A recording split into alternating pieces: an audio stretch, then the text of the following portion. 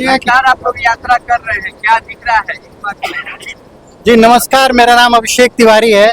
सबसे पहले तो आप लोग जितने यूट्यूबर भाई लोग हैं उन लोग का मैं साधुवाद धन्यवाद करना चाहता हूँ कि जिस तरीके से आप लोग ग्राउंड रिपोर्टिंग कर रहे हैं और एक एक चीज को ऊपर ले जा रहे हैं, इसके लिए सबसे पहले आप लोग को साधुवाद। जहां तक आप बात कर रहे हैं कि क्या बदलेगा क्या नहीं बदल रहा है, यहाँ आने से इनके प्रशांत जी के आने से क्या होगा, वो सब छोड़िए। ये जो सबसे पहले तो मुझे ये बात करना है कि जो अलग अलग एनडीए का झंडा उठाए हुए हैं, जो आरजेडी का झंडा उठाए हुए हैं, उनसे एक सवाल आप लोग कीजिए। सवाल ये है कि जब भी हमारे मोदी प्रधानमंत्री जी आते हैं और हमें क्या देके जाते हैं, ट्रेन देके जाते हैं, और जब वो गुजरात जाते हैं तो 54,000 करोड़ का मारुति का फैक्ट्री देके जाते हैं। दोबारा आते हैं जब हमारे मोदी जी तो फिर एक ट्रेन देके जाते हैं, और वहीं गुजरात जाते हैं तो 94,000 का सेमीकंडक्टर देके जाते हैं।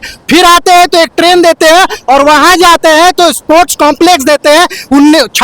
जब 2036 में जो ओलंपिक की तैयारी होने वाली है उसका ये करते हैं।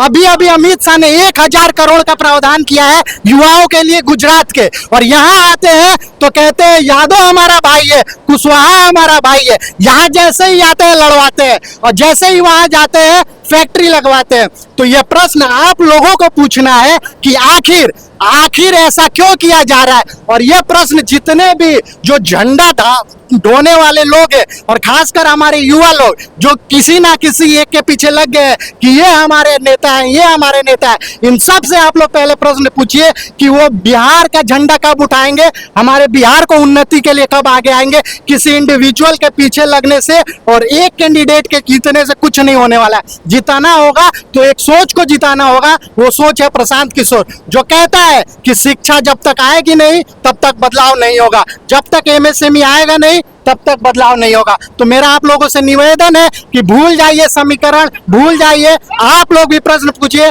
हम लोग भी प्रश्न पूछेंगे, तभी सबके दिमाग खुलने वाला है। बहुत बहुत धन्यवाद। राजद के और भाजपा के लोग तो प्रश्न से भाग रहे हैं, बिल्कुल, लेकिन जन स्वराज के नेता प्रश्न के साथ जवाब दे रहे हैं। बिल्कुल, हम सवाल रहेगा बिल्कुल, आप एकमा क्षेत्र में घूम रहे हैं, एकमा में सबसे कमी क्या दिख रहा है? अगर आपकी सरकार आएगी तो एकमा में पहल काम क्या करेगा? आपको एकमा में क्या दिख रहा है? कमी छोड़िए, आपको एकमा में कुछ दिख रहा है? आपको पता है कि यहाँ का एमएलए भगोड़ा है, यहाँ रहता है लेकिन काम कहाँ करता है तो कलकत्ता में, उसका बिजनेस है कलकत्ता में। आपको ना तो सड़क सही दिखेगा, वो हाईवे सही दिखेगा, लेकिन आपको कहीं सड़क दिख रहा है, कहीं अस्पताल दिख रहा है, कहीं स्कूल दिख रहा है?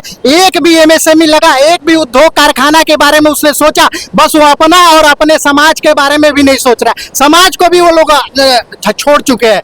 कहीं ना रोड, ना कहीं सड़क, ना कहीं कुछ। तो आपको दिख क्या रहा है कि मैं कमी बताऊं? हर तरफ कमी है। एक दिन बारिश होता है हमारी जांग तक पानी पहुंच जाता है, तो आपको कहीं कुछ सुधार दिख रहा है? और फिर क्या वही है कि युवा लोग पीछे पीछे लग गए हैं कि हमारा नेता है, हमारा नेता है। एक बार युवाओं से मेरा अपील है कि झंडा उठाना है तो उठाइए जन स्वराज का, और झंडा उठाना है तो उठाइए अपना। किसी और का झंडा मत उठाइए, किसी नेता का झंडा ना उठाइए, बस यही निवेदन है। जी, मेरा नाम अभिषेक तिवारी है और हम लोग युवा प्रदेश कार्यकारिणी के सदस्य हैं।